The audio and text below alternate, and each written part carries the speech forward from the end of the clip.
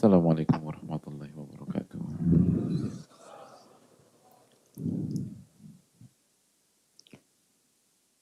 Bismillahirrahmanirrahim. Alhamdulillahi rabbil alamin. Nahmaduhu wa nasta'inuhu wa nastaghfiruh. Wa na'udzu billahi min syururi anfusina wa min sayyiati a'malina. Man yahdihillahu fala mudhillalah wa man yudlil fala hadiyalah. Nashhadu an la ilaha illallah wahdahu la syarika lah wa anna Muhammadan abduhu wa rasuluh. Ya ayyuhalladzina amanu taqullaha haqqa tuqatih wa la tamutunna illa wa antum muslimun. Ya ayyuhan nasu taqu rabbakum alladzi khalaqakum min nafsin wahidah wa khalaqa minha zawjaha wa batha minhuma rijalan katsiran wa nisaa'a wattaqullaha alladzi tasaaluna bihi wal arham innallaha kana 'alaikum raqiba. Ya ayyuhalladzina amanu taqullaha wa qulu qawlan sadida yuslih lakum a'malakum wa yaghfir lakum dhunubakum wa may yuti'illaha wa rasulahu faqad faza fawzan 'azima.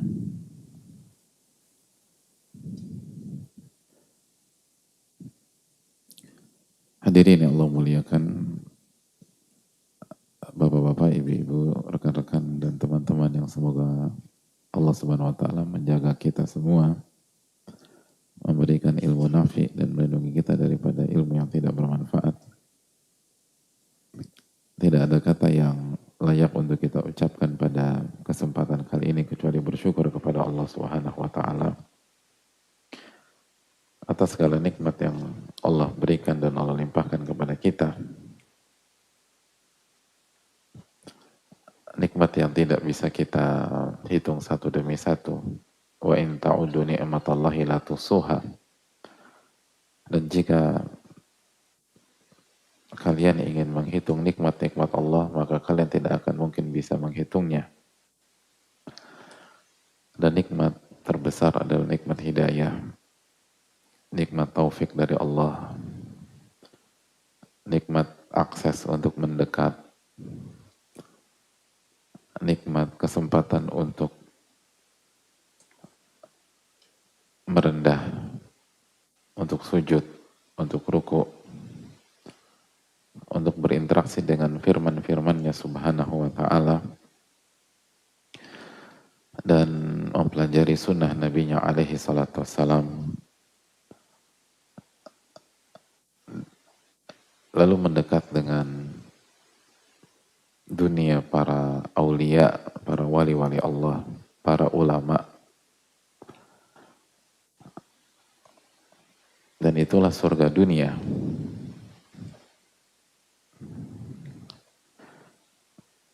Yang tidak bisa kita bayar dengan harta dunia.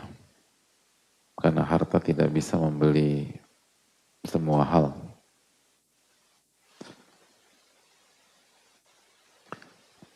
Ia bisa membeli tanah yang luas, tapi harta tidak bisa membeli keluasan dada dan jiwa seseorang.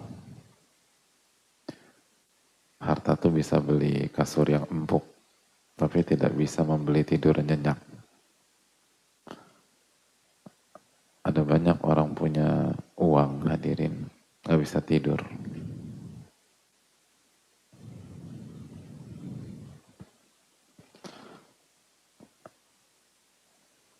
Ada teman menyampaikan testimoni beliau, saya kenal banyak orang yang mapan, dan semua yang saya kenal itu hanya bisa tidur dengan obat tidur, gitu. Hanya bisa tidur dengan obat tidur, padahal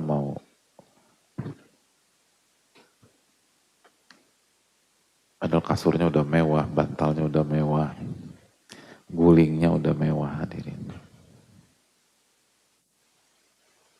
Nggak bisa tidur tuh, kecuali dengan obat tidur. Coba kita bandingkan dengan diri kita, hadirin sekalian. Betapa mudahnya kita tidur. Bahkan seringkali kebablasan. Pas khutbah Jumat tidur, hadirin. Itu saking mudahnya. Padahal masuk masjid itu masih ngobrol sama temen. Itu begitu khotib masuk mulai itu bisa Bismillahirrahmanirrahim wa ahya. Dan nanti begitu selesai sholat Jumat segar lagi itu. Subhanallah. Tapi itu kebablasan, jangan ditiru. Tapi terkadang kita lupa mensyukuri nikmat Allah Tabaraka wa Ta'ala. Jarang di antara kita bisa mudah mengatakan bahwa salah satu nikmat Allah itu tidur secara proporsional. Dan tidur secara proporsional itu salah satu bentuk nikmat dan lurusnya kehidupan. Sebagaimana Nabi kita SAW tidurnya proporsional. Tidur pada Isya, lalu nanti bangun di tengah malam. Jadi ini yang harus kita syukuri. Mungkin kita nggak dikasih uang yang banyak, kita nggak dikasih jabatan yang tinggi, tapi kita dikasih tidur yang nyenyak, itu luar biasa, hadirin. Itu luar biasa.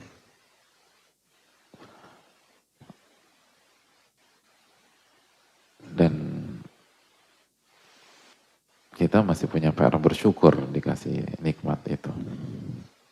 Semoga kita bisa menjadi hamba-hamba yang bersyukur. Amin. Alamin. Lalu hadirin sekalian, mintalah ilmu nafi kepada Allah Tabaraka wa Ta'ala. Sebagaimana konsep bahwa khairul ilmi ma nafa', baiknya ilmu itu yang bermanfaat. Al-Imam Asy-Syafi'i rahimahullah ta'ala mengatakan al-ilmu ma nafa' wa laysa ma hufidh. Ilmu itu yang bermanfaat, bukan yang sebatas dihafal. Walaupun hafalan penting dan gak boleh kita remehkan hafalan. Imam Syafi'i rahimahullah ta'ala itu ikonnya hafalan, hadirin. Beliau bukan meremehkan hafalan, tapi beliau ingin menjelaskan inti dari dan substansi dari ilmu. Dan berbicara tentang ilmu nafi, ada keterangan menarik dari Muhammad bin Yusuf rahimahullahu ta'ala. Sebagaimana yang disampaikan oleh Abu Nuaim dalam kitabnya Hilyatul Auliya. Kata beliau, al-ilmu yusabu min indil makhlukin. Ilmu itu bisa didapat dari sisi makhluk. Jadi ilmu, maksudnya ilmu secara konten, secara wawasan, secara maklumat, itu didapat dari sisi makhluk. Semua bisa dapat. Bahkan orang yang gak beriman kalau baca buku akidah bisa ngerti gitu loh. Boleh kalau cerdas, jenius, ngerti. Tapi kata beliau, wa naf'u la yusabu illa billah wa min indihi. Tapi ilmu yang bermanfaat atau manfaat dari ilmu tidak akan bisa diraih kecuali dengan pertolongan Allah Tabaraka wa Ta'ala. Dengan taufik dari Allah Subhanahu wa Ta'ala dan diraih dari sisi Allah Subhanahu wa Ta'ala. Gitu. Dan ini penting. Dan kita harus ngerti hal-hal seperti ini. Karena masih banyak di antara kita, karena baru di dunia ilmu, itu berpikir belajar ilmu agama seperti belajar bidang-bidang yang lain. Dipikir kalau hanya sekedar paham, selesai masalah. Enggak. bedakan antara ilmu nafi dengan ilmu maklumat. Nggak semua maklumat itu menjadi ilmu nafi. Tapi ilmu nafi pasti maklumatnya benar. Gitu. Dan jangan pernah berpikir kita bisa mendapatkan ilmu nafi hanya dengan kecerdasan kita, kejeniusan kita, ketekunan kita, kepintaran kita. Nggak akan bisa. Ini yang saya nukilkan ucapan nama-nama besar dalam dunia ilmu. Bukan newbie-newbie, bukan. Nama-nama besar. Mereka mengatakan bahwa kalau yang Anda kejar sebatas knowledge, wawasan, maklumat, konten, Anda bisa gunakan kecerdasan Anda.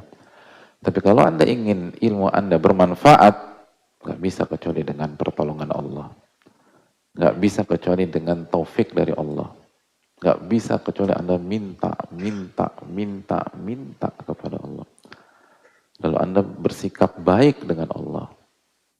Anda beradab dengan Allah Tabaraka wa Ta'ala. Sehingga nanti Allah kasih manfaat dari maklumat kita itu. Itulah kenapa para ulama mengatakan al-adab qoblal ilm. Adab sebelum ilmu. Karena yang Allah kasih hanya orang-orang yang beradab kepadanya.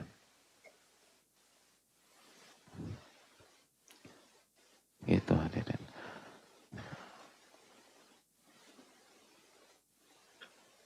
Sebagaimana kalau hadirin menguasai sebuah bidang, ilmu pamungkas kita kasih bukan hanya sebatas ke murid yang pintar, tapi murid yang paling setia sama kita, paling baik adabnya sama kita, dan seterusnya. Itu pattern di kehidupan tuh demikian. Jadi kalau cuman modal ikut kajian, lalu modal kecerdasan, modal kepintaran, lalu kita suka-suka, gitu, datang nggak minta pertolongan sama Allah, main datang aja di majelis atau di masjid nggak mau diatur, gitu loh, disuruh maju nggak mau, gitu loh.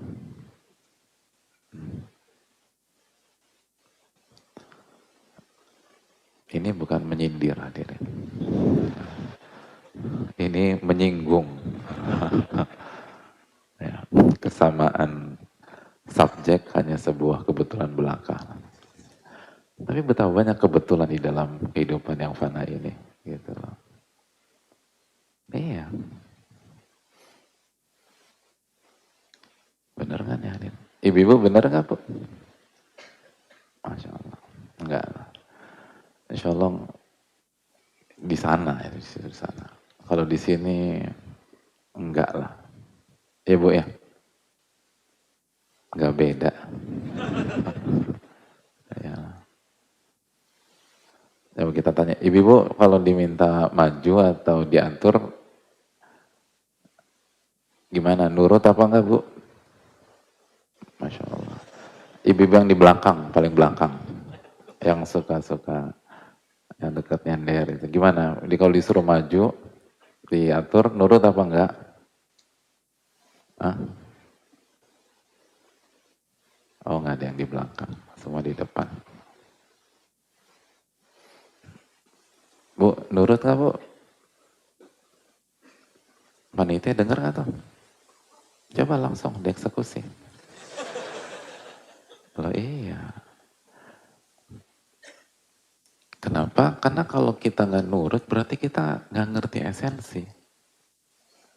Kita ini belajar hadirin bukan sebatas biar pinter, tapi biar nurut itu. Buat apa ya antum pinter tapi nggak nurut sama Allah Subhanahu wa Ta'ala? Kata Sufyan Ats-Tsauri, innama yutlabul ilmu liyuttaqallahu bih. Ilmu itu dipelajari agar kita bertakwa kepada Allah. Dan arti lain dari takwa apa? Menjalankan perintah dan menjauhi larangan. Sinonimnya apa? Nurut gitu. Jadi kita ini ngaji, kita datang ke kajian, kita hijrah, itu merubah mentalitas. Dari yang sebelumnya mentalnya membangkang, melawan, durhaka, menjadi bermental nurut kepada Allah Subhanahu wa taala atau kepada aturan selama tidak maksiat kepada Allah Subhanahu wa taala. Dan proses belajar nurut itu bukan hanya secara teori, tapi secara praktek. Di masjid, nurut aturan masjid. Di kajian, nurut aturan panitia. Di parkiran, nurut peraturan di parkiran. Gitu hadirin. Di jalanan, nurut aturan jalanan. Gitulah. Benar nggak nih hadirin? Nah tadi kesini pada bosim nggak nih? Nah ini nurut nih. Aku sih sim. Pastilah Pak Ustadz. Masya Allah bagus. SNK doang nggak bawa?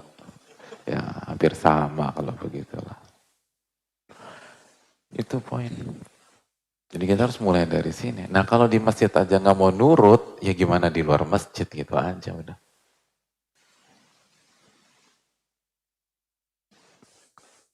Jadi gimana, siap nurut nggak nih hadirin? Ibu-ibu siap nurut bu? Hah? Masya Allah luar biasa. Siapa yang bilang siap tadi?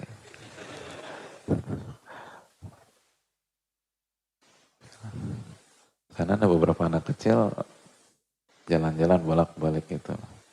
Jadi siap bolak-balik, bolak-balik. Jadi ya itu anak kecil ya nggak apa-apa ya. Nah, kita jangan seperti itulah.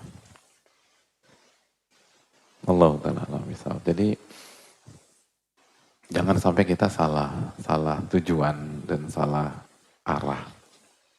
Ilmu itu bukan ajang jago-jagoan hadirin. Ilmu itu agar kita nurut, berubah, taat sama Allah Subhanahu wa taala dan taat kepada Rasulullah SAW sesuai dengan kemampuan dan ilmu kita. Begitu hadirin. Semoga Allah memberikan kita ilmu nafi. Amin ya rabbal alamin. Dan sekali lagi ilmu nafi itu bukan hanya sekedar pengetahuan dan hafalan. Walaupun pengetahuan dan hafalan sangat penting. Tapi ilmu nafi adalah nurutnya dan taatnya kepada Allah. Makanya kata Muhammad bin Yusuf rahimahullah, wa manfaatul ilmi ta'atuhu. Gitu. Ilmu yang bermanfaat itu adalah taat dan nurut. Nah itu. Ilmu nafi itu. Jadi ilmu nafi itu apa sih Pak Ustadz? Nurut gitu. Itu ilmu nafi. Itu baru ilmu yang bermanfaat. Allah Ta'ala misal. Berikutnya salawat dan salam semoga senantiasa tercurahkan kepada Rasulullah alaihi salatu wassalam serta para keluarga, para sahabat dan orang-orang yang istiqomah berjalan di bawah naungan sunnah beliau sampai hari kiamat kelak. Hadirin Allah muliakan, pada kesempatan kali ini kita kembali istirahatkan Tadkiratus Sami karena ini berkaitan dengan persiapan menuju tamu yang dinanti, yaitu bulan Ramadan. Karena jarak kita dengan Ramadan sudah sangat-sangat dekat. Sangat-sangat dekat.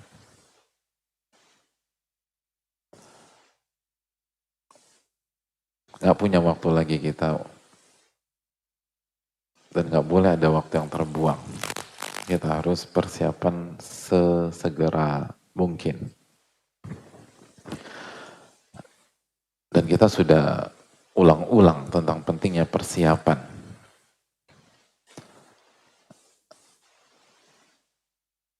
Tentang pentingnya pendahuluan, dan kita sudah jelaskan bagaimana para ulama kita menjelaskan bahwa Sya'ban dijadikan sebagai momentum persiapan menuju Ramadan. Oleh karena itu Nabi SAW memperbanyak puasa di bulan Sya'ban. Oleh karena itu para ulama kita mengatakan Syahrul Sya'ban, Syahrul Qurra.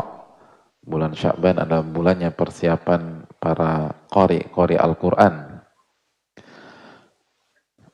Nah, berbicara tentang persiapan, ada sebuah amalan yang sangat penting. Bahkan dinyatakan oleh banyak para ulama adalah amalan terbaik. Terbaik secara umum dan terbaik untuk persiapan Ramadan. Jadi terbaik secara umum dan terbaik dalam persiapan kita menuju Ramadan. Hadirin Allah muliakan. Dan ini disebutkan secara singkat oleh Al-Imam Ibnu Rajab rahimahullahu ta'ala dalam Lataiful Ma'arif ketika beliau berbicara tentang bulan Sya'ban.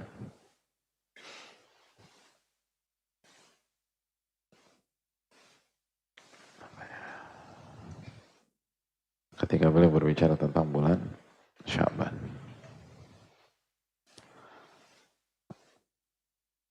Dan beliau berbicara ketika berbicara di tengah bulan Sya'ban. Bukan di awal, tapi di tengah. Makanya dengan segala keterbatasan kami rasa kita perlu mengangkat masalah ini. Nah, kira-kira amalan apa itu hadirin? Amalan yang dinyatakan sebagian para ulama adalah amalan terbaik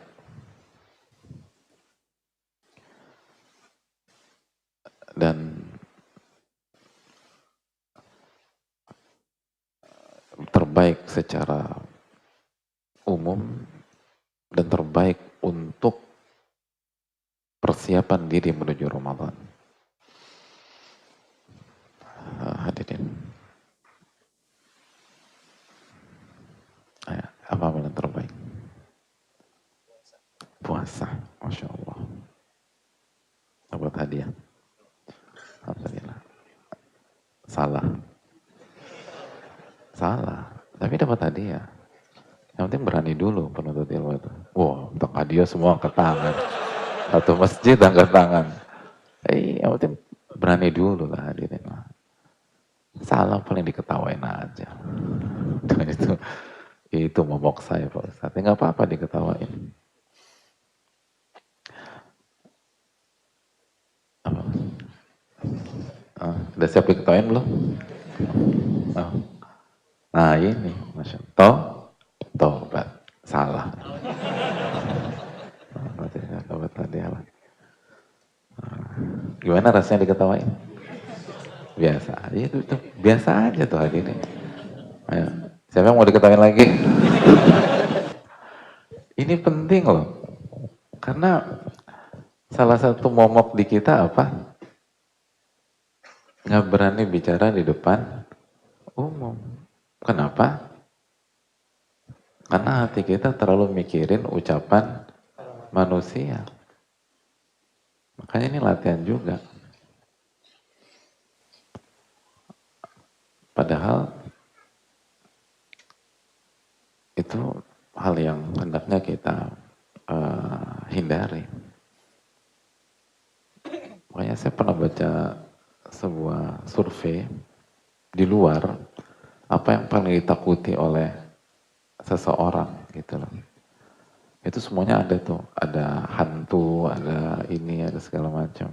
Tapi ternyata itu bukan nomor satu. Nomor satunya apa? Public speaking paling ditakuti. Gitu. Gitu. Jadi bidang antum tuh angker loh mas. Angker, ditakuti itu. Gak berani, subhanallah. Ada lagi nggak Yang mau diketawain? Ay, paling ujung, paling ujung. Yang mau diketawain.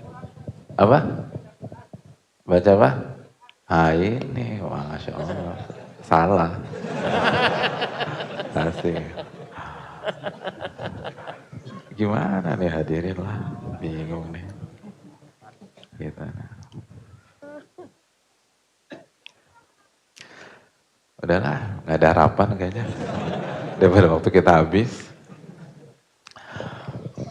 Ada kata apa? Oh, ya. Ini terlalu berani. Belum ditawarin udah jawab. Apa? Dapat 2 deh, biar berani. Berani. 2 apa? Itu tuh ambil setengah. Oh ditambahin, Masya Allah. Pikir antum kurangin. Ya, Alhamdulillah. Oke, udah. Hadirin Allah muliakan, afdolul a'mal dijelaskan oleh para ulama adalah salamatus sadar. Salamatus sadar. Hati atau dada yang selamat, yang bersih.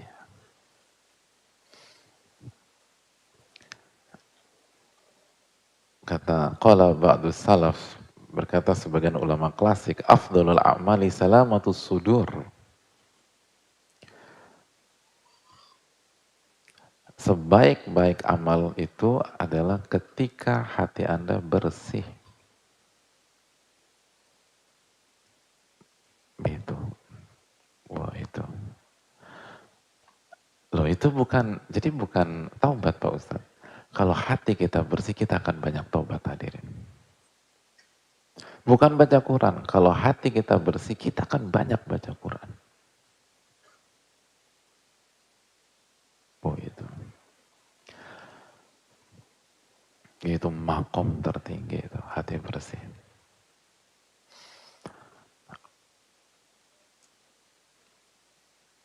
Dan ini persiapan yang sangat penting sebelum masuk Ramadan. Dan seringkali kita lupa. Kita sibuk persiapan teknis, tapi kita lupa membersihkan jiwa dan hati kita. Padahal ini persiapan yang harus kita lakukan. Dan ini pesan secara tersirat dari Rasulullah SAW. Setiap kita mau masuk Ramadan, masih ingat sabda Nabi SAW dan riwayat Imam Majah yang dihasankan oleh sebagian orang seperti Syalbani, wa Allah ampuni seluruh umat atau seluruh hambanya kecuali 2 orang. Siapa 2 orang? Siapa? Terus apa lagi? Satu lupa deh. Berarti setengah. Ayo udah. Masihlah. Antum apa tadi? Siapa yang diampuni di malam ke-15? Antum. Ya, antum tadi angkat tangan, enggak? Iya, Ustaz. Terus apa jawabannya? Permusuhan dengan saudara. Terus? Ya.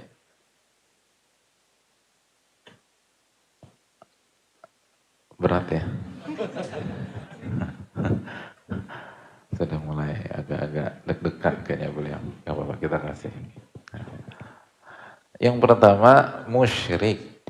Orang-orang yang melakukan kesyirikan. Gak diampuni sama Allah, kecuali bertobat. Dan ketika seseorang itu melakukan kesyirikan, berarti hatinya bersih apa tidak? Gak bersih.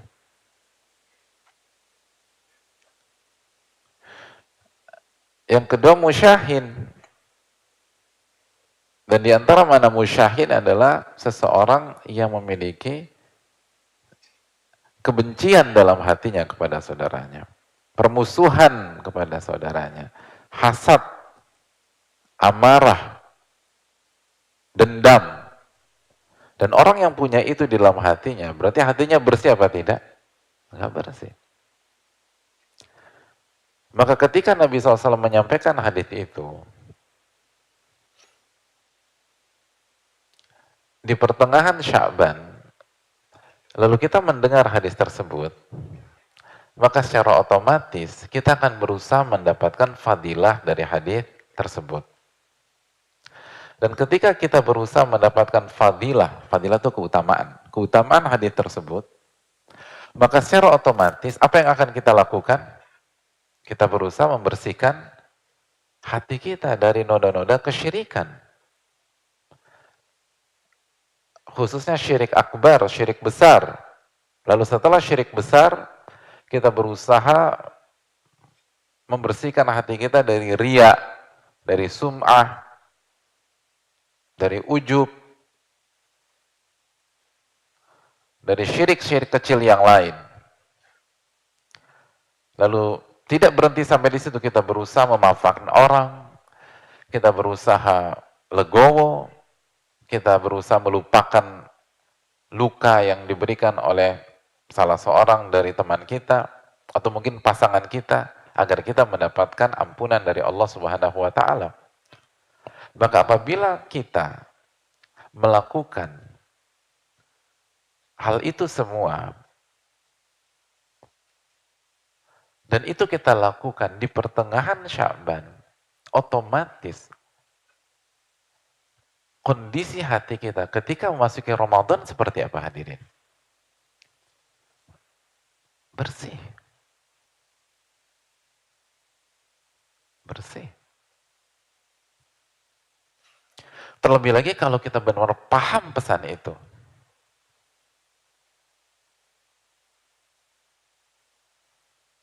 Maka kita akan jaga kualitas tersebut sampai di bulan Ramadan. Makanya tidak ada satupun ulama yang mengatakan maksud hadis di atas adalah hanya di malam itu aja.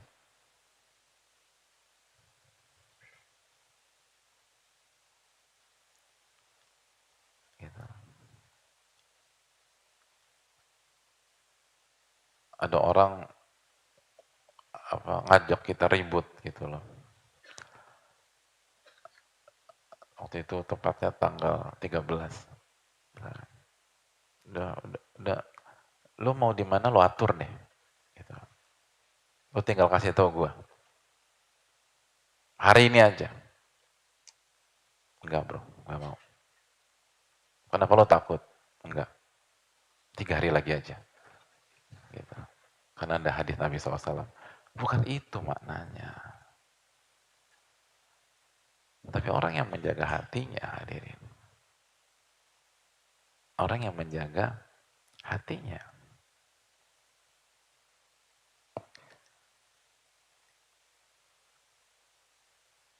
Makanya ini tersirat pendalilannya dalam ilmu usul fikih secara mafhum. Karena orang yang mengamalkan atau orang yang berusaha mendapatkan fadilah itu, otomatis dia akan membersihkan hatinya.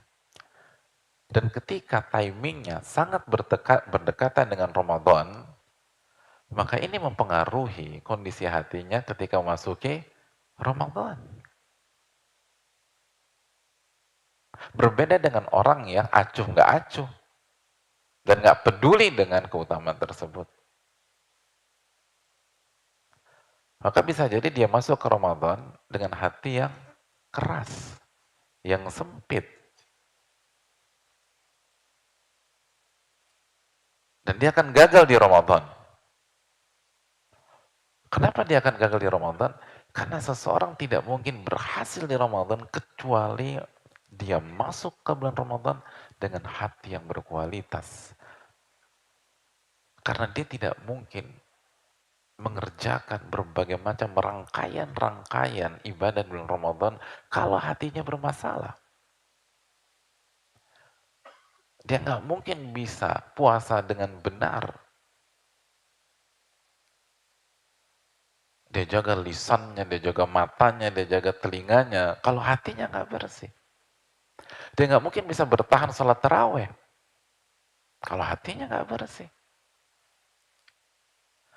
Dia nggak mungkin menjadi orang yang sangat dermawan di Ramadan. Mengamalkan hadis Nabi SAW, karena ajwadan nas wa ajwada ma yakunu fi Ramadan. Nabi SAW adalah orang yang paling dermawan dan puncak kedermawan Nabi SAW ada di bulan Ramadan. Kalau hatinya tidak lapang. Kenapa demikian? Karena Nabi kita SAW bersabda dalam hadis yang umum, ala inna fil jasadi mudghah, idza saluhat saluhal jasadu kullu wa idza fasadat fasadal jasadu kullu, ala wahiyal qalbu. Ketahuilah di dalam jasad manusia ada segumpal daging. Kalau daging ini baik, maka seluruh anggota jasad akan baik. Seluruh anggota tubuh akan baik. Dan apabila segumpal daging ini rusak, maka seluruh anggota tubuh akan rusak. Ketahuilah segumpal daging itu adalah kolbu. Jadi ketika kolbu kita bermasalah ketika memasuki Ramadan, maka mata akan bermasalah di Ramadan. Karena Nabi mengatakan Sallallahu Alaihi Wasallam, kalau hati baik, mata baik. Begitu hati kita rusak, telinga kita berantakan di Ramadan. Dengerin inilah, dengerin itulah, segala macam. Kalau hati kita rusak, lisan pun bermasalah di Ramadan. Karena Nabi SAW mengatakan, kalau hati itu rusak, lisan akan rusak.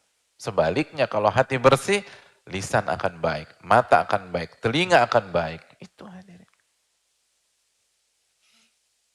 Kita nggak akan mampu bertahan di terawih, apalagi kamu lail. Nggak kuat, tubuh tuh nggak mau diajak ibadah. Quran nggak akan selesai di Ramadan. Jujur aja deh hadirin sekalian. Bagi kita yang tahun-tahun lalu gagal mengkhatamkan Al-Quran, emang benar karena nggak ada waktu? Enggak. Karena hati hadirin. Bukan karena nggak ada waktu. Waktu ada kok.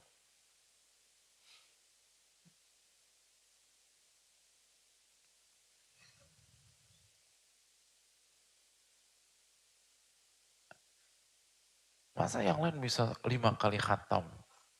Kita nggak berhasil. Ada teman kita 4 kali khatam. Kita nggak berhasil juga. Ada teman kita lagi 3 kali khatam. Nggak berhasil juga. Ya kalau teman kita 5 kali, ada yang 3 kali, ada yang 4 kali, ada yang 3 kali. Ya paling nggak kita kayak Imam Syafi'i lah 2 kali khatam. Sehari. Aduh, berat. Dari 60 kali Pak Ustadz. Ya nggak bisa lah. Luar biasa. Ya sekali khatam lah sebulan di Ramadan. Masa nggak dapat juga? Apa yang salah itu loh?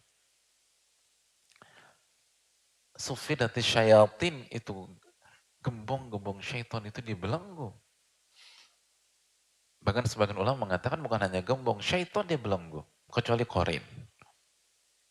Ada beberapa keterangan para ulama dalam masalah terbelenggunya syaitan. Terlepas mana yang roji, tapi jelas tantangan kita di Ramadan jauh lebih ringan dibanding di luar Ramadan. Nah kalau gagal juga, masihkah kita menyalahkan waktu?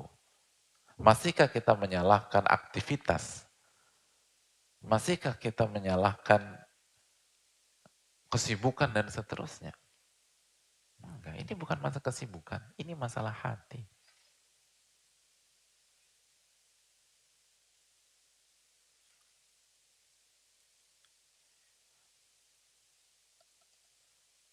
Kalau nggak salah Syekh Saleh Sindir, hafizahullah ta'ala.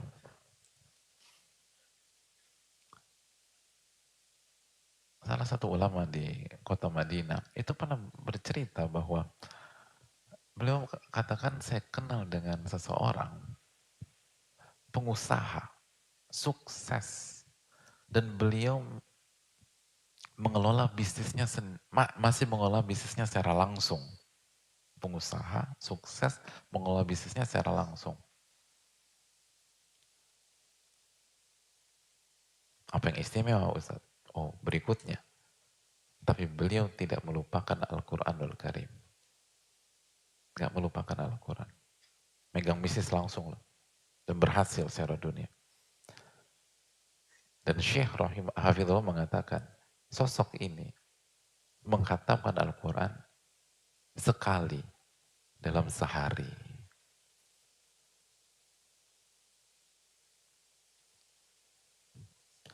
Jadi ketika Imam Syafi'i 2 kali dalam sehari di Ramadan, itu bukan hal yang mustahil. Ini masalah hati dan keberkahan waktu. Makanya ketika kok kemarin nggak maksimal, 2 tahun lalu nggak maksimal, 3 tahun, padahal persiapan aku ini udah komplit. Oke, mungkin Anda persiapan, kecuali hati Anda nggak persiapkan. Itu yang perlu kita renungkan. Teknis sudah kita siapkan ini, hati lupa kita siapkan. Berantakan di Ramadan.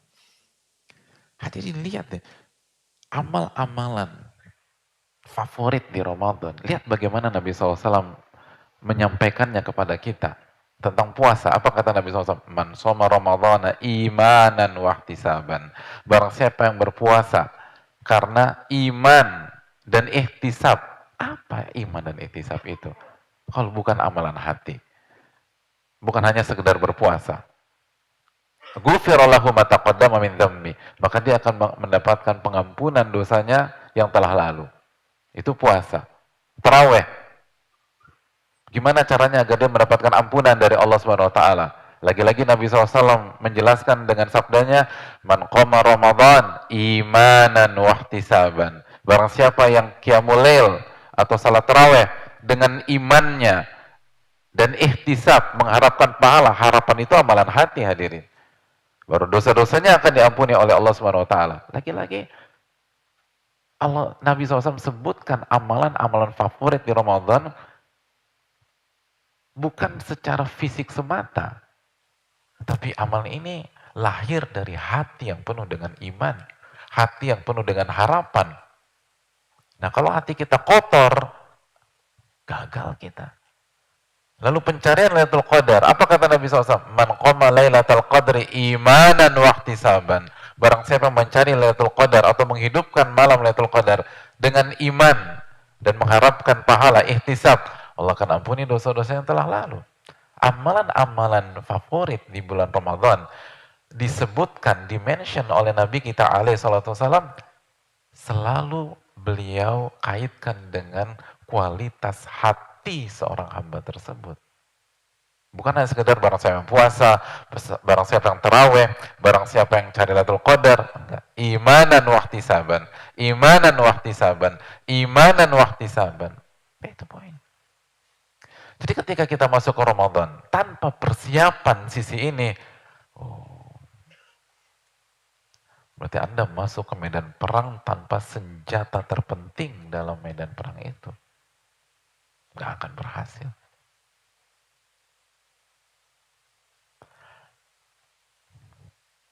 Ini yang harus kita perkuat, hadirin sekalian.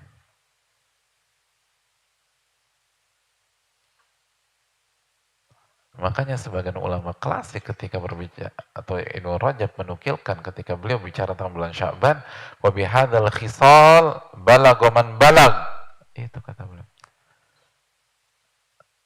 Dengan amalan inilah dan mentalitas inilah semua orang sukses menggapai kesuksesannya. Ini salamatus sadar, hadirin. Hati yang bersih. Bersih dari kesyirikan. Bersih dari kebid'ahan, bersih dari virus-virus hati. Bersih dari hasad, bersih dari kesombongan, bersih dari riya, bersih dari sum'ah. Hadirin Ramadan ternyata tidak semudah dan semulus yang kita perkirakan sebelumnya. Coba kita menengok ke belakang sedikit. Di tahun lalu, di 2 tahun lalu, di 3 tahun lalu, di 4 tahun lalu. Memangnya target-target kita tercapai semua? banyak yang tidak tercapai. Illa man rahimah rabbuh, kecuali yang dirahmati oleh Allah. Padahal semua atau banyak motivasi sudah kita dengarkan. Cuman sebulan kok, Mas. Cuman sebulan, akhi. Ayo sebulan aja. Ya sebulan, tapi nggak mudah.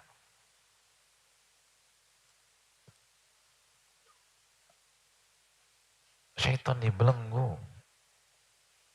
Syaitan dibelenggu, tapi kalau kita masuk ke Ramadan dengan hati yang kotor, susah kita bergerak. Susah kita berjuang.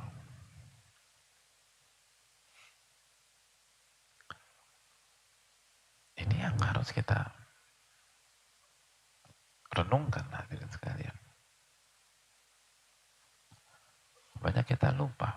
Semua persiapan kecuali hati.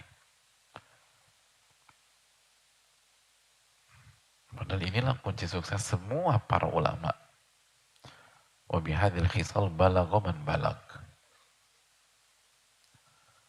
Dengan modal inilah semua orang sukses mencapai kesuksesannya dalam kehidupan dunia dan akhiratnya. Nggak bisa tanpa ini.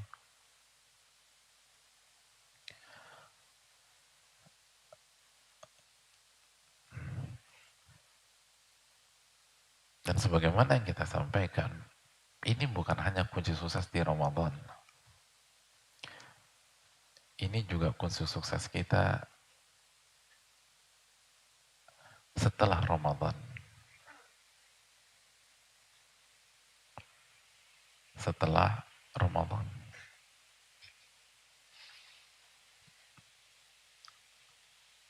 Di bulan-bulan berikutnya.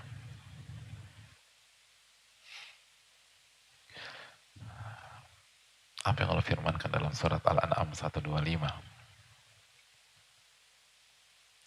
Allah katakan, "Faman yuridillahu an yahdiyahu yashrah sadrahu lil Islam." Maka barang siapa yang Allah inginkan, Allah ingin dia dapat hidayah. Kalau Allah ingin memberikan hidayah kepada hadirin sekalian, apa yang terjadi? Yashrah sadrahu lil Islam. Allah akan buat hatinya lapang menerima kebenaran dan menjalankan Islam dan kebenaran itu. Lapang.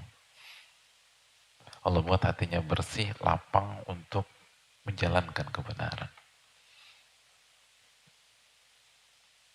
Plong aja gitu, enak aja. Menjalankan amalan tuh plong gitu loh. Membuat keputusan besar dalam hidup selama itu di jalan Allah untuk mencari ridho Allah, plong aja tuh. Padahal yang kita pertaruhkan misalnya harta kita. Yang kita pertaruhkan misalnya pekerjaan kita. Tapi karena ini yang Allah ridhoi, plong aja tuh hadirin hati. Itu, hidup tuh itu hadirin. Itu inti dari kehidupan. Hati yang plong, hati yang nyaman, hati yang tenang ya hadirin.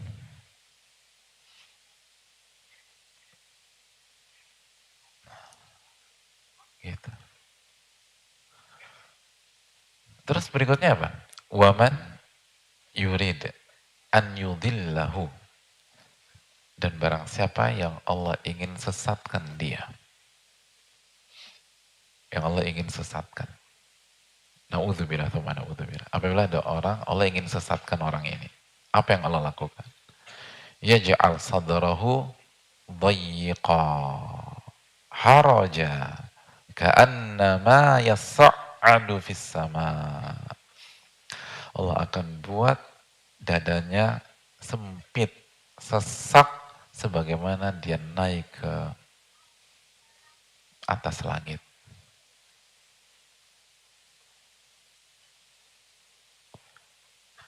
Dibuat sesek.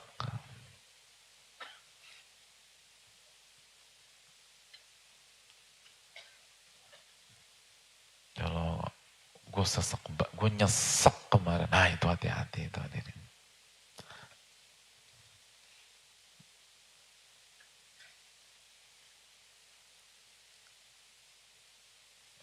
Hati itu kalau udah nyesek banget, itu bahaya. Itu bahaya.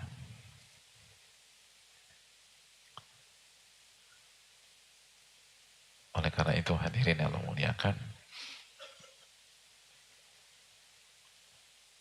mungkin hal-hal seperti ini mungkin ya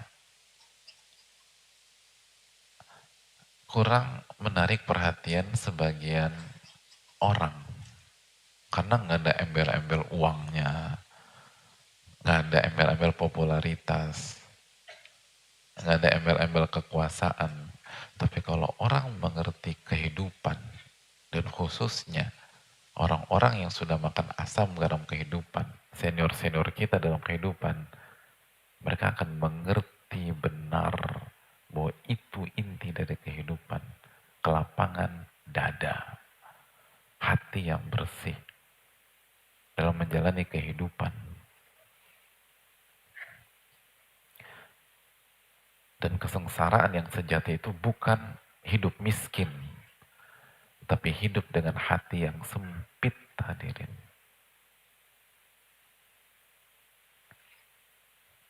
Hidup dengan hati yang sempit.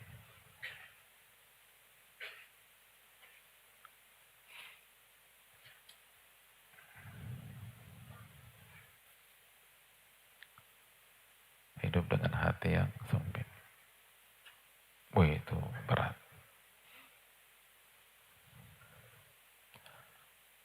Benar deh hadirin.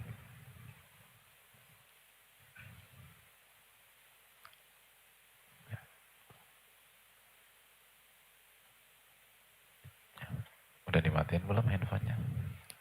Alhamdulillah.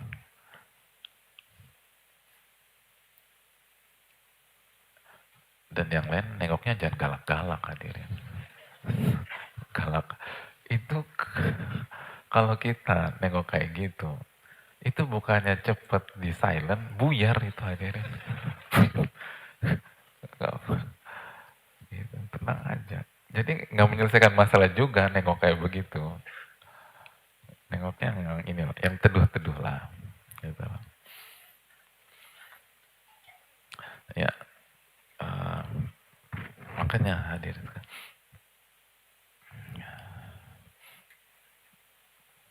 Saya kenal tuh seseorang hadirin. Dulu itu pendapatannya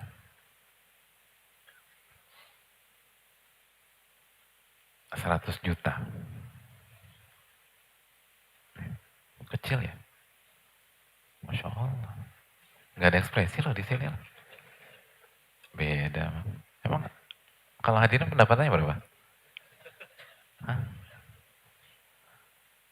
Saya pikir kaget loh, tapi enggak ya. Boleh. Masya Allah.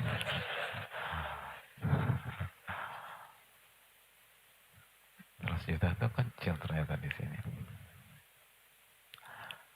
Beliau pendapatannya 100 juta per hari. Oh. Loh. Kok baru kelihatan ininya sih? Biasa dong pula aja gitu loh. Gitu.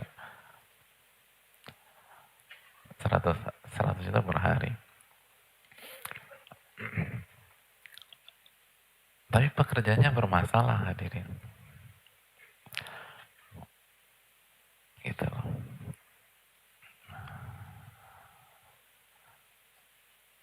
Lalu ditinggalkan.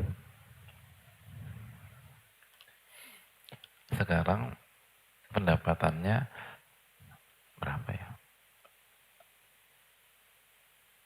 5 atau 6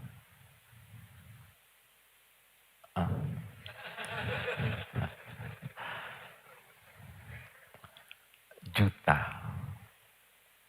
per bulan. 100 juta per hari, jadi 5 atau 6 juta per bulan. Tapi apa kata beliau? Saya nggak pernah merasakan hidup selapang ini, Ustaz. Saya nggak pernah ngerasakan. Dulu memang saya banyak uang, tapi dada tuh sempit. Sekarang tuh kayak bahagia aja gitu. Bahagia, tenang gitu aja.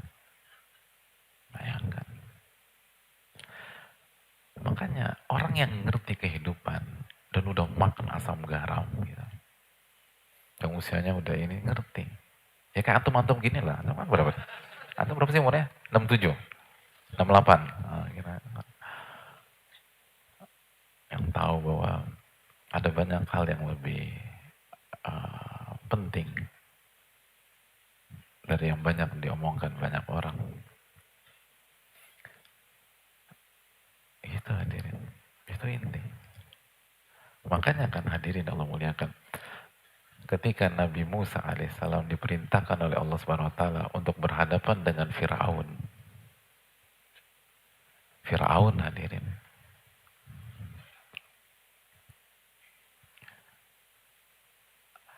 Firaun. Siapa yang nggak kenal Firaun? Hah?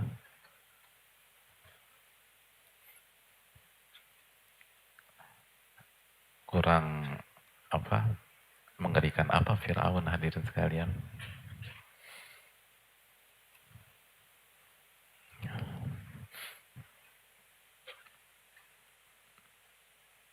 Firaun itu simbol kezoliman, betul nggak? Hah? Betul. Masya Allah. Terus apa lagi?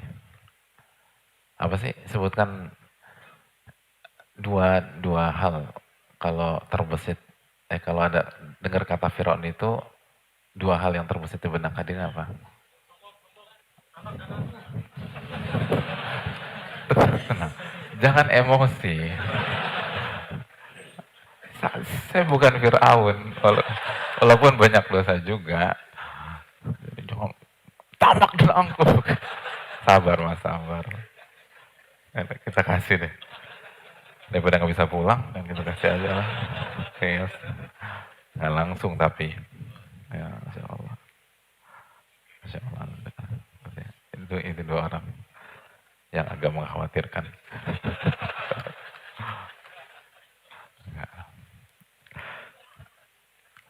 Hadirin Allah muliakan.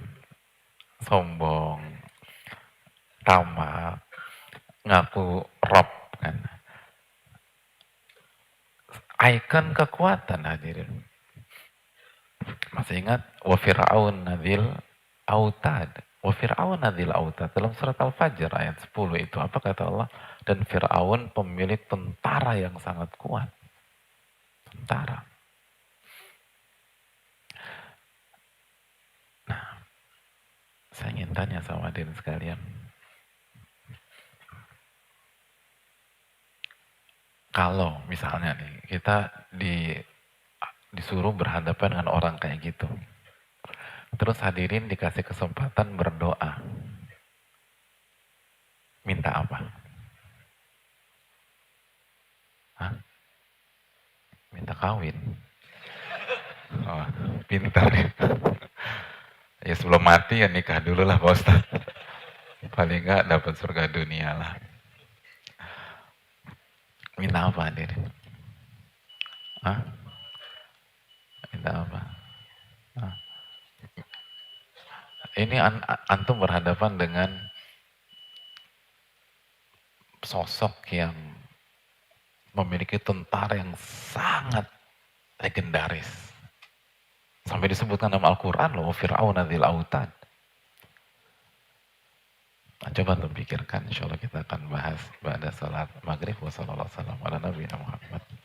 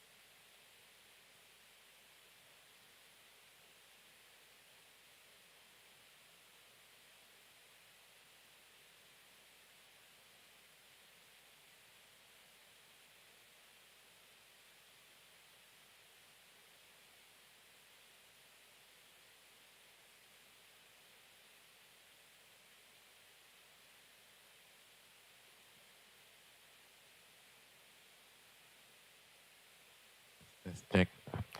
Assalamualaikum warahmatullahi wabarakatuh. Bismillahirrahmanirrahim. Alhamdulillahi rabbil alamin.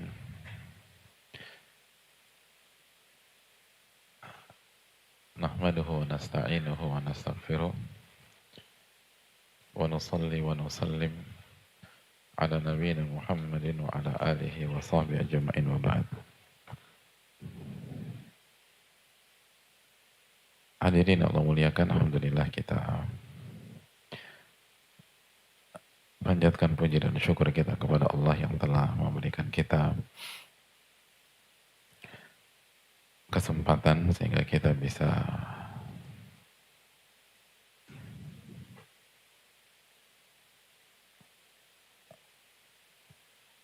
kembali melanjutkan kajian kita.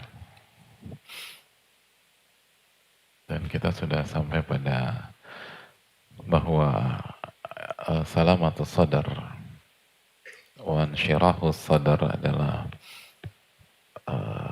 kunci keberhasilan, bukan hanya memasuki Ramadan tapi juga dalam kehidupan keseharian, khususnya ketika kita menghadapi masalah-masalah besar.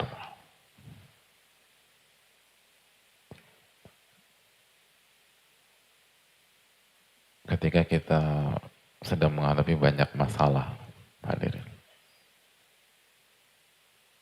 Intinya cocok banget lah buat antum gitu loh. Karena kalau saya amati deritaan ini muka-muka banyak masalah. Lo bener nggak nih hadirin? Itu suudzon apa husnudzon? Hah? Buruk sangka atau baik sangka? Hah? Pengen bilang suudzon nggak enak guru sendiri. Tapi kenapa beliau ngomong begitu ya? Itu tuh husnudzon hadirin. Innallaha idza ahabba qauman ibtalahum.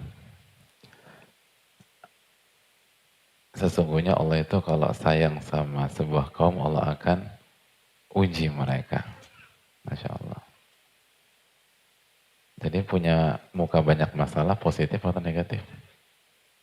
Masya Allah. Ya, alhamdulillah. Nah, hadirin Allah muliakan. Dan semakin kita menghadapi masalah-masalah besar, kita semakin butuh dengan salamatus sadar atau insyirahus sadar.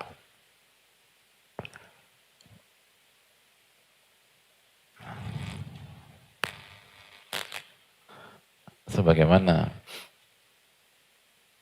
yang sebelum sholat kita sudah bahas. Udah dipikirin belum hadirin?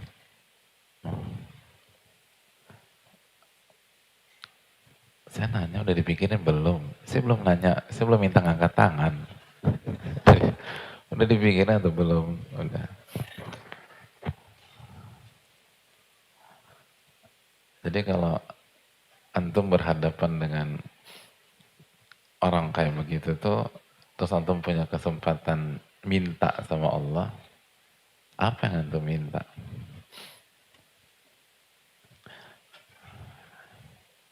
Ini jujur loh ya, bukan personal branding. Hah? Hah?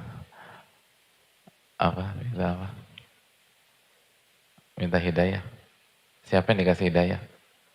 Oh, pinter nih dapat. Masya Allah. Itu. Kenapa minta senjata, minta hidayah? Semoga dia dapat hidayah aja. Kalau dapat hidayah selesai masalah. Tapi apa yang Nabi Musa minta hadirin? Mari kita buka surat Toha. Ayat ke-24. Allah Subhanahu wa taala menjelaskan apa misi Allah kepada Nabi Musa? Atau apa misi yang Allah berikan kepada Nabi Musa? Allah berfirman, idhab ila fir'auna innahu tagha. Wahai Musa, pergilah ke Fir'aun. Dia benar-benar melampaui batas. Pergilah ke Fir'aun. Fir'aun benar-benar melampaui batas. Sudah kelewatan dia ini.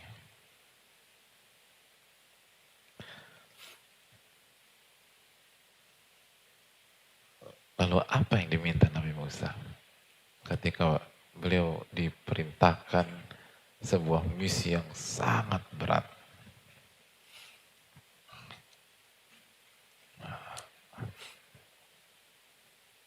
Permintaannya adalah Rabbi shrahli sadri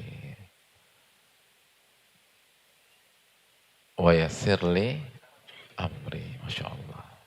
Wahlul uqdatan min lisan. Masya Allah.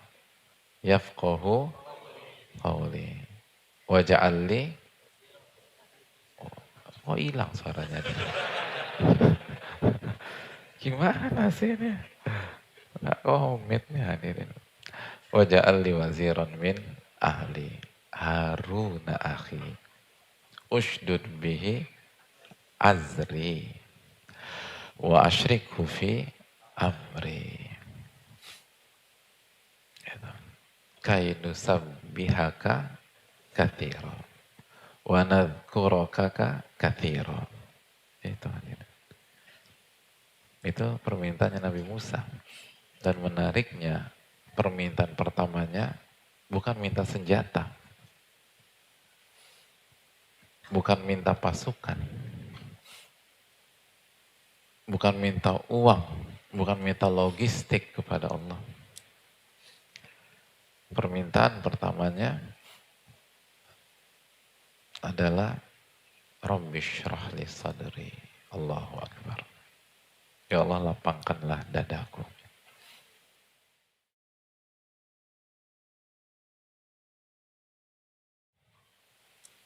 Minta kelapangan dada dan minta kelapangan hati. Ketika menghadapi masalah yang sangat besar.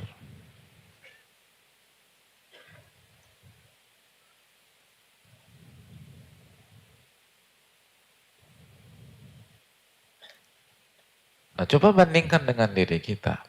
Ketika kita menghadapi masalah yang sangat besar, apakah ini yang kita minta? Atau kita hanya fokus pada sisi teknis, walaupun sisi teknis penting, gak ada yang meragukan sisi teknis itu penting. Tapi lihat bagaimana kalimullah, salah satu manusia terbaik itu bersikap. Sebelum beliau meminta kefasihan dalam berbicara, kemampuan diplomasi,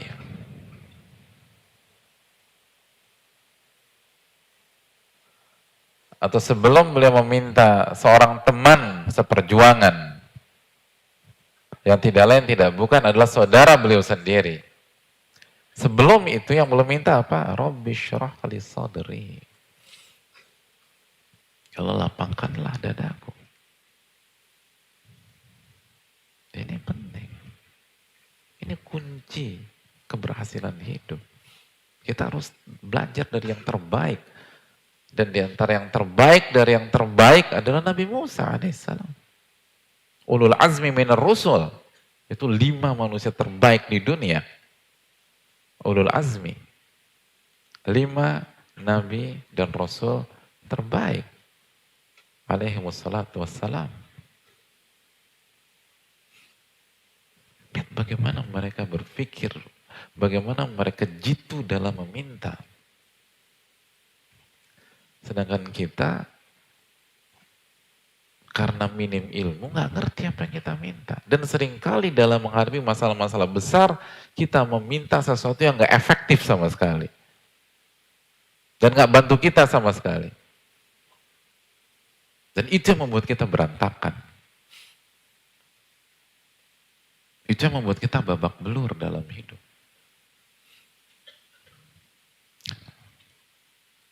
Makanya ketika kita mau masuk Ramadan secara jangka pendek, dan kita menghadapi masalah-masalah hidup secara jangka pendek dan jangka panjang, sudahkah kita minta itu?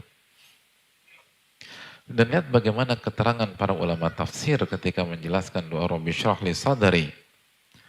Kata Al-Imam Ibnu Katsir rahimahullahu ta'ala, hadha su'alun min Musa li Rabbih azza wa jal.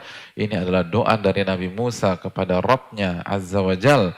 An yashrah lahu sadrahu fima ba'athahu bihi. Beliau meminta agar dada dan hati beliau dilapangkan, dibersihkan, diselamatkan dalam menjalani misi ini. Fa innahu qad amaru bi amrin azim. Karena Allah telah memerintahkan beliau misi yang sangat besar, sangat agung, sangat berat, sangat sulit. Wa khatbin jasim, ini sebuah perintah yang sangat besar. Ba'athahu ila a'zami malikin ala wajil ard. Beliau diperintahkan berhadapan dengan raja yang paling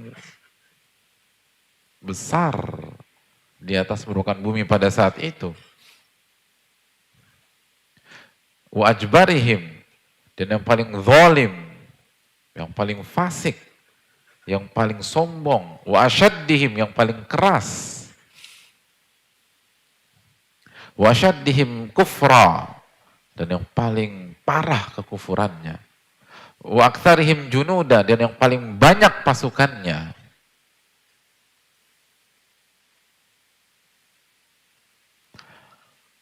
Hadirin Allah muliakan, itu yang diminta. Ini makanya pentingnya ilmu itu tuh di situ, hadirin. Karena manusia itu zoluman jahula. Al-Ahzab 72, manusia tuh nggak ngerti gitu loh. Emang bodoh kita ini. Makanya kunci keberhasilan nomor satu kata para ulama seperti Ibnul Qayyim dalam Madarijus Salikin adalah yaqadhah, sadar dulu gitu loh. Kita harus sadar bahwa kita ini bodoh. Bodoh tuh harus belajar. Sampai berdoa aja kita nggak ngerti minta yang paling penting dalam hidup.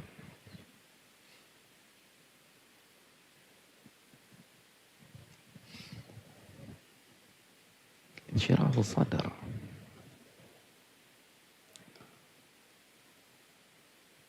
Oleh karena itu hadirin Allah muliakan,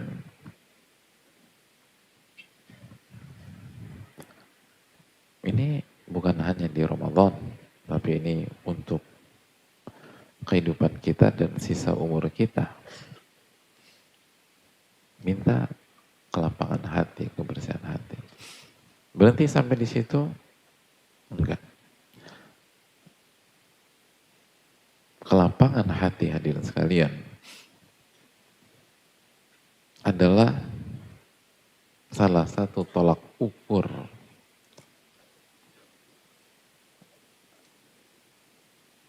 kondisi kita di alam kubur nanti. Antum pernah ngebayangin gak sih kondisi dalam kubur saya itu seperti apa sih? Pernah mikirin itu gak hadirin? Pernah. Gimana kira-kira? Yang kesimpulannya apa? Seringkali kita kalau mikir itu kan sebatas, oh serem nih Pak Ustadz lah. Waduh, gak ngerti ya anak nih. Oh takut ya pokoknya. Ya itu bagus, kita jadi berpikir. Tapi sebenarnya ada clue loh hadirin. Ada cara untuk memberikan gambaran bagaimana kehidupan alam kubur kita nanti. Dan ini sangat personal. Dan ini dijelaskan oleh ulama kita. Di antaranya dijelaskan Al-Allamah Ibnul Qayyim rahimahullahu ta'ala dalam Zadul Ma'ad. Catat baik-baik kan itu. Kata beliau, anna halal abdi fil qabri kahalil qalbi fil sadari na'iman wa azaba. wasijnan wantilaqa. Kondisi seorang hamba di dalam kuburnya nanti itu seperti kondisi hatinya pada saat di dunia. Kalau hatinya merasakan kenikmatan kelapangan, maka dia akan dapat kelapangan kubur pada saat dia wafat. Dan kalau hatinya nyesek, terus sedih terus, lalu plain, hambar segala macam, maka ada masalah besar nanti di dalam kubur. Gitu. Ini penting.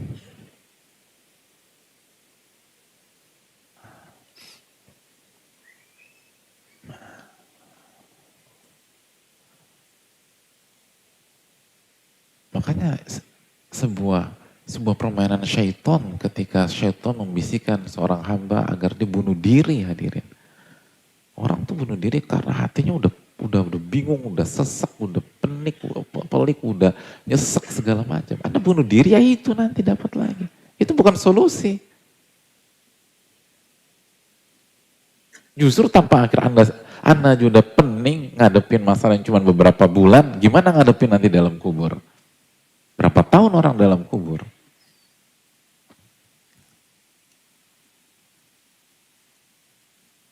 Jadi ini yang perlu kita camkan. Dan disayangkan banyak di antara kita itu tidak pernah fokus kepada hatinya. Fokus pada jiwanya. Ada sebagian ngaji bertahun-tahun tapi nggak pernah membahas tentang hati dan jiwa. Padahal itu masa depan dia di dalam kubur. Anna halal abdi fil qabri kahalil qalbi fil sadar na'iman wa azaba. Kondisi seseorang dalam kuburnya itu seperti kondisi hatinya di dalam dadanya. Kalau nikmat maka dia akan dapat nikmat kubur. Kalau dia sengsara dia akan dapat kesengsaraan dalam kubur. Itu hadirin. Masihkah kita meremehkan masalah ini? Masihkah kita melupakan masalah ini? Makanya kan para ulama menjelaskan bahwa kebahagiaan itu satu paket, hadirin. Kita nggak mengenal konsep sengsara di dunia, bahagia di akhirat, enggak. Satu paket, full package.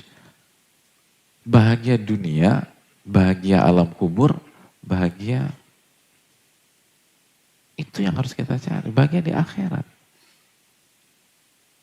Makanya doa kita, Rabbana atina fid dunya hasanah wa fil akhirati hasanah, itu wa qina adzabannar. Makanya ulama mengatakan barang siapa yang tidak mendapatkan surga dunia, dia nggak akan masuk surga akhirat. Dan surga dunia dijelaskan sebagian ulama insyirahus sadar.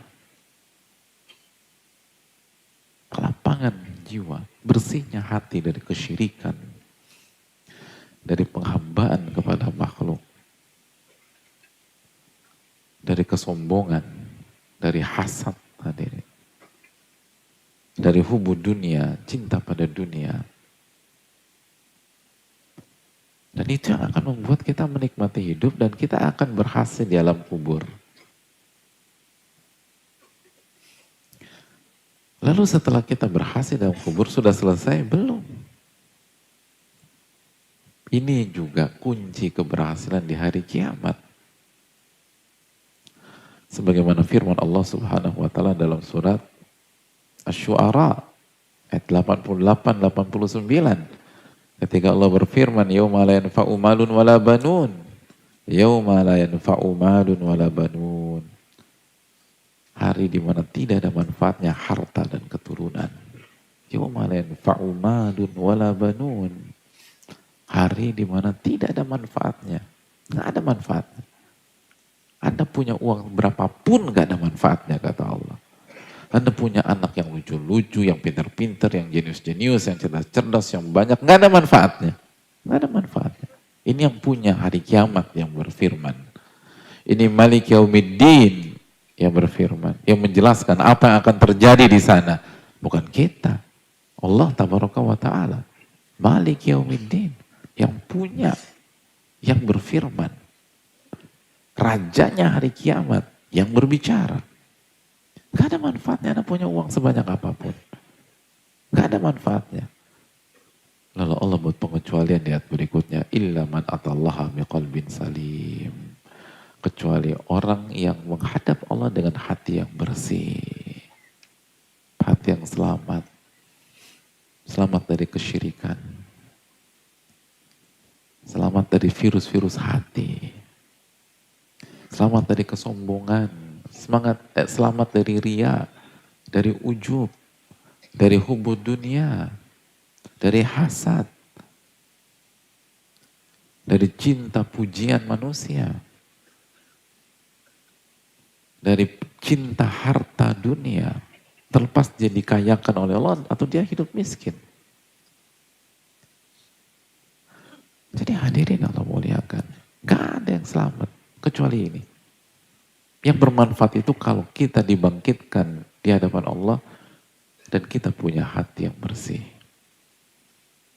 Punya hati yang bersih. Oh, kalau nggak repot hadirin.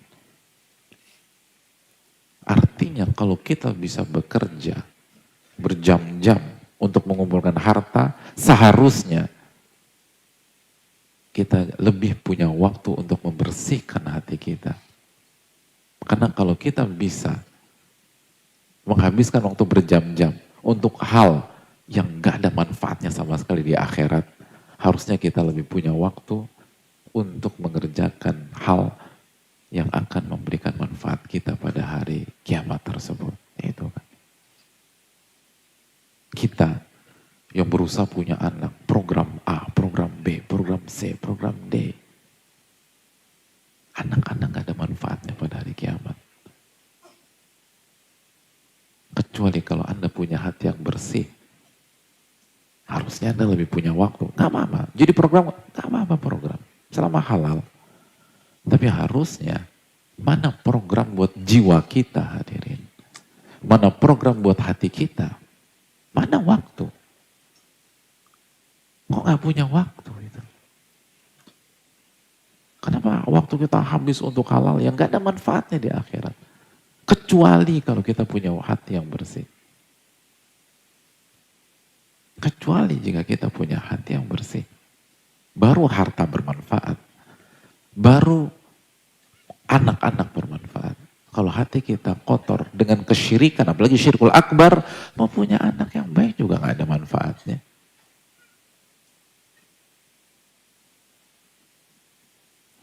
Marilah kita merenung hadirin sekalian. Dan coba kita evaluasi diri kita lagi. Sudah bersihkah hati kita?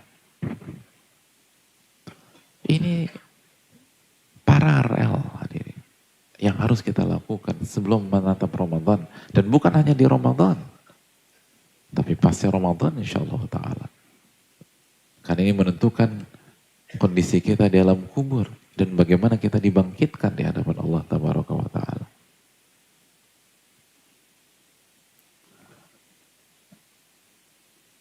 Jika kita punya hati yang bersih seperti itu, maka kita akan berhasil di dunia, lalu di alam kubur, dan di akhirat kelak.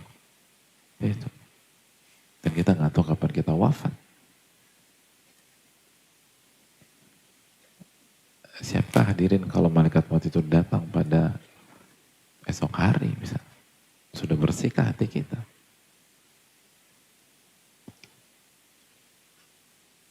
Maka coba mari kita renungkan. Kita tuh selama ini ngapain sih gitu. Apa yang kita kerjakan? Apa yang kita lakukan? Apakah benar-benar mengerjakan yang bermanfaat atau enggak? Ini yang paling penting.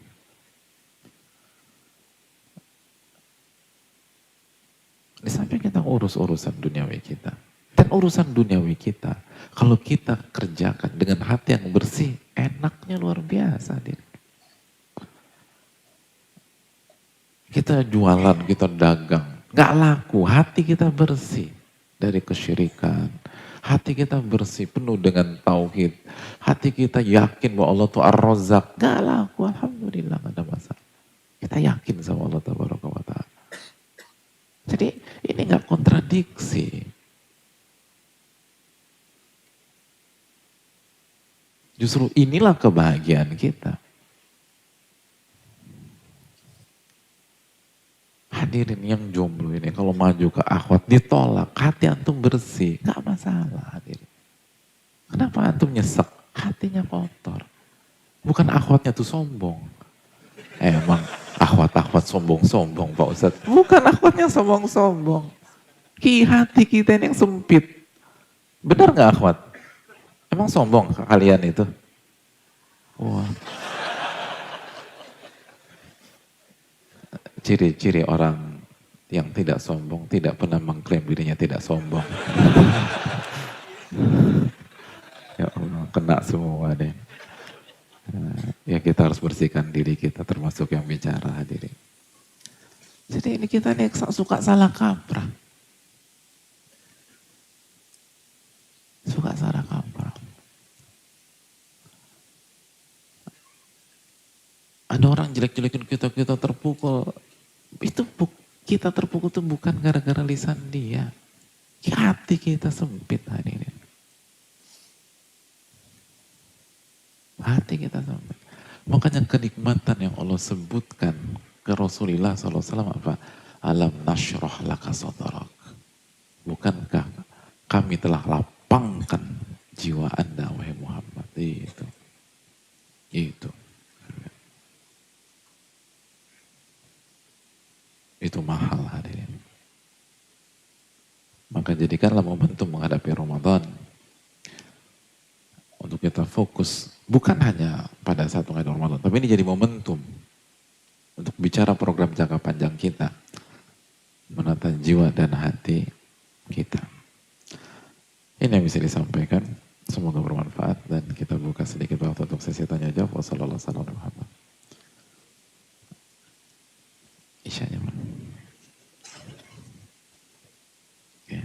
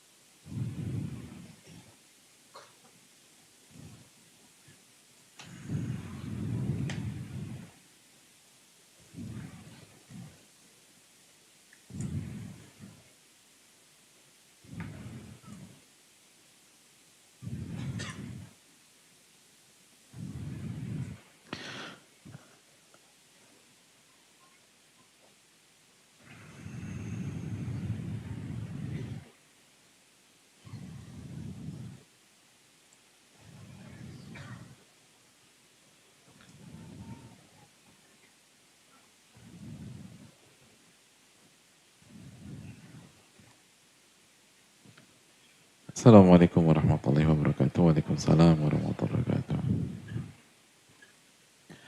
Semoga Allah merahmati dan meridhai Al-Imam Ibnul Jamaah rahimahullah, Ustadz beserta keluarga dan seluruh umat muslim. Amin ya rabbal alamin wa iyyakum. Ahsanallahu ilaikum wa iyyakum. Izin bertanya, di sisi lain waktu Ustadz pernah menjelaskan bahwa ketika amalan itu terasa berat di hati dan berat kita menjalani, maka amal-amal itu semakin afdol. Namun penjelasan ayat hari ini bahwa ketika Allah kasih hidayah, Allah akan buat hatinya lapang dalam menjalani perintahnya. Bagaimana penjelasan Ustadz, bagaimana cara kita membedakan bahwa ketika amalan terasa berat itu karena hati kita kurang lapang, atau memang ujian yang Allah kasih berat, jazakallahu khairan. Ya, terima kasih atas pertanyaan. Kita harus melihat itu dari dua sisi hadirin sekalian. Sisi yang pertama, amalan itu dari bobotnya ada yang ringan, ada yang berat. Ada ringan, ada yang berat. Sama kayak ujian. Ujian itu ada yang ringan, ada yang berat soalnya gitu loh. Nah, apakah titik sampai di sini? Enggak. Baru setelah itu sisi kita. Nah, sisi kita, perasaan kita terhadap amalan tersebut itu tergantung kualitas hati kita. Ketika hati kita sedang lemah, maka amalan yang ringan pun seringkali terasa berat, apalagi yang berat gitu loh. Tapi kalau hati kita kondisinya lagi bagus, lagi oke, iman lagi tinggi, maka jangankan yang ringan, yang berat pun terasa ringan. Dan itu kita rasakan. Kita rasakan bersama-sama. Betapa banyak orang yang sanggup mulai dalam waktu lebih dari 1-2 jam di 10 malam terakhir Ramadan misalnya. Imannya lagi oke. Dan dia nggak merasa apa, dia senang aja. Tapi setelah Ramadan, jangankan 2 jam, 20 menit aja setengah mati dia. Padahal amalannya sama. Jamnya sama. Nah ini berarti berkaitan dengan kondisi hatinya. Sama kayak ujian, ada soal yang mudah, ada yang berat. Nah persiapan kita gimana ngadepin ujian? Kalau ini kita lemah dan lain sebagainya, itu soal yang mudah pun jadi terasa berat. Tapi kalau persiapan kita matang, Allah kasih kecerdasan yang kuat, maka jangankan yang mudah, yang berat pun akan terasa mudah. Nah gitu. Nah ketika kita merasa berat, berarti kondisi hati kita lagi ini nih. Nah tapi Allah tuh Maha Arhamur Rahimin. Ketika kita merasa berat, tetap Allah kasih rahmatnya. Di antaranya Allah kasih pahala. Inna idhamil jaza ma'idhamil bala. Gitu loh. Sesungguhnya besarnya pahala tergantung beratnya ujian. Al-ajru ala qadri masyaqqah. Bahwa pahala itu tergantung tingkat kesulitan. Jadi semua bisa jadi pahala. Ya jangankan itu, kita lagi berdosa saja, itu ada tawaran pahala. Gimana? Istighfar, Anda diampun. Itu pahala istighfar. Itu pendosa.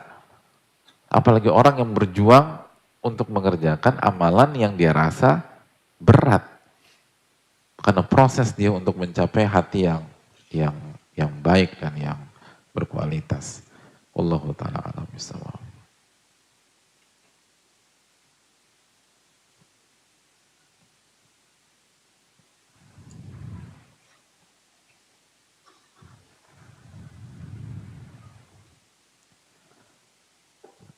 Assalamualaikum warahmatullahi wabarakatuh. Semoga Ustadz, keluarga selalu dalam lindungan dan kemuliaan Allah. Amin. Wa iyyakum. Izin bertanya Ustadz, ingin sekali memasuki Ramadan dengan hati yang bersih, namun rasanya berat sekali. Qadarullah sedang diberi Allah ujian, dibukakan kenyataan pahit bahwa suami berkhianat bertahun-tahun.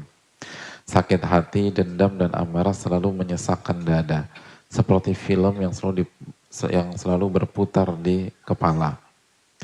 Terlebih perlakuan suami yang buruk kepada saya, berbanding terbalik bak bumi dan langit dengan sikapnya yang sangat memuliakan selingkuhannya. Mohon pencerahan Ustadz, jazakallahu khairan wa iyyakum. Ini nggak mudah jelas hadirin. Oleh karena itu semoga yang bertanya diberikan kesabaran oleh Allah Subhanahu wa taala. Amin. Yang kedua, segera perbanyak istighfar dan bertobat kepada Allah. Karena istighfar itu memberikan kita kekuatan. Lalu yang kedua, intinya tuh apa yang dikatakan oleh Al-Imam Ibnu Aun, hadirin. Ibnu Aun rahimahullah ta'ala mengatakan, dzikrun nasida wa dzikrullahi dawa. Mengingat manusia atau makhluk itu penyakit. Dan ingat Allah itu obat. Gitu. Jadi buang jauh-jauh, ingat makhluk, ingat manusia, kalau kita nggak mau sakit hati dan kalau kita ingin move on. Dan memang syaitan akan putar terus itu, memori tersebut. Dan dilawan, di-cut dari awal. Bisa kok. Inna kaida syaitani kana dha'ifa. Tipu daya syaitan itu lemah kalau kita hadapi dengan kekuatan Allah Subhanahu wa taala. Maka zikir pagi petang itu jangan lepas. Zikir pagi petang itu kekuatan. Dan ketika zikir pagi petang itu benar-benar direnungi, diresapi. Lalu wasta'inu bis sabri wassalam, minta pertolongan dengan sabar dan sholat. Sholat harus kuat, hadirin. Lalu kuatkan ibadah malam, khususnya sepertiga malam terakhir. Jadi semua benteng itu dibangun. Lalu fokus apa yang bermanfaat bagi kita. Fokus. Hadirin, hukum asalnya yang sengsara itu yang bermaksiat atau yang melakukan ketaatan? Yang bermaksiat.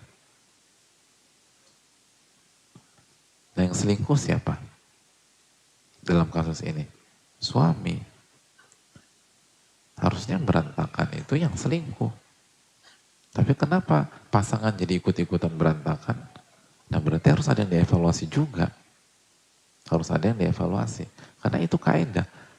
Yang taat tidak akan hancur. Kan begitu firman Allah dalam surat An-Nahl ayat 97, man amila salihan min dzakarin aw untha wa huwa mu'min falanuhyiyannahu hayatan thayyibah. Barang siapa yang beramal soleh, baik laki-laki maupun wanita, dan dia beriman, maka Allah akan berikan kehidupan yang baik dan bahagia. Jadi kalau kita benar-benar menggabungkan antara iman dan amal soleh, maka kita akan bahagia. Nah, kenapa hidup kita nggak bahagia? Berarti ada masalah di sini nih. Bukan masalah, bukan sebatas karena pasangan kita, bukan. Tapi karena masalah di diri kita. Maka jangan salah diagnosa. Oh, berarti suami aku benar, jelas salah dan dosa besar kalau sampai zina dan fatal. Tapi fatalnya dosa suami kita tidak akan menghancurkan kita, nggak akan. Fatalnya kesalahan suami kita itu tidak akan menghancurkan kita. Saya ingin tanya, saya tutup dengan ini. Khususnya tanya ke ibu-ibu. Ibu-ibu sekalian yang Allah muliakan, Fir'aun itu sebagai hamba laki-laki dan suami, kesalahannya fatal apa enggak, Bu? Ibu-ibu, fatal banget atau fatal biasa-biasa aja? Masya Allah. Suami pernah melakukan kesalahan fatal nggak, ibu-ibu? Nggak baik. Suaminya baik-baik, alhamdulillah. Nah, lebih fatal mana, kesalahan suami kita atau kesalahan Firaun? Bingung ibu-ibu. Ya Fir'aun lah ibu-ibu. Gak usah bingung. Nah, pertanyaan saya simpel. Kesalahan fatal Fir'aun itu menghancurkan jiwanya istrinya apa enggak, Asia? Enggak. Enggak menghancurkan Asia. Bahkan Asia menjadi wanita terbaik. Langsung direkomendasikan Rasulullah SAW. Itu baik. Kesalahan fatal suami itu tidak akan menghancurkan istri. Jika istri tahu bagaimana bersikap sebagai hamba. Saya nggak menggampangkan, berat lah dikhianati, dikasari lah suami itu sangat berat. Nggak ada maksud untuk meremehkan, tapi ingatlah selalu fakta itu. Ingatlah selalu fakta tersebut. Betul nggak semua, atau betul kita nggak bisa sampai imannya Asia. Hanya saja la yukallifullahu nafsan illa wus'aha. Allah nggak akan membebankan seseorang kecuali sesuai dengan kemampuannya. Allah Ta'ala misal yang bisa disampaikan. Semoga Allah memberikan taufik kepada kita untuk mendapatkan hati yang bersih, dan semoga kita diberikan taufik untuk melakukan persiapan menuju Ramadan. Dan waktu cepat sekali hadirin, jadi jangan sia-siakan waktu, berbenah dan semoga kita bisa dipertemukan oleh Allah dengan bulan Ramadan dalam kondisi hati yang siap untuk berjuang dan beramal soleh di Ramadan tahun ini. Subhanakallahumma wa bihamdika la ilaha illa anta astaghfiruka wa atubu ilaik. Assalamualaikum warahmatullahi wabarakatuh.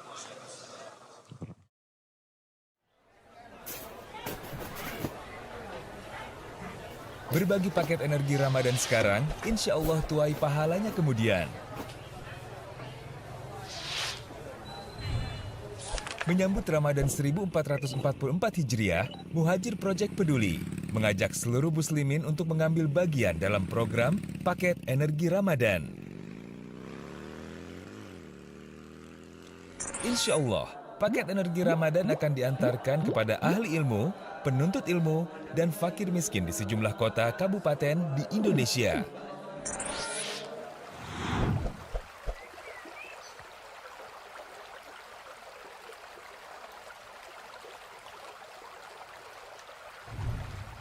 Setiap paket energi Ramadan insya Allah berisi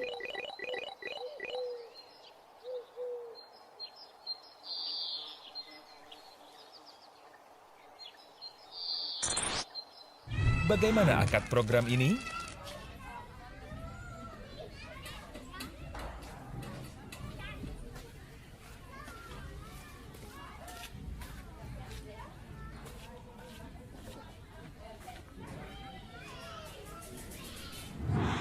Hadirkan kebahagiaan dalam hati dengan membahagiakan saudara-saudara kita di Ramadan nanti. Insya Allah. Salurkan sedekah terbaik kita melalui Bank Syariah Indonesia 11118155557 atas nama Yayasan Muhajir Peduli Indonesia. Sebaik-baik Ramadan. Muhajir Project Peduli.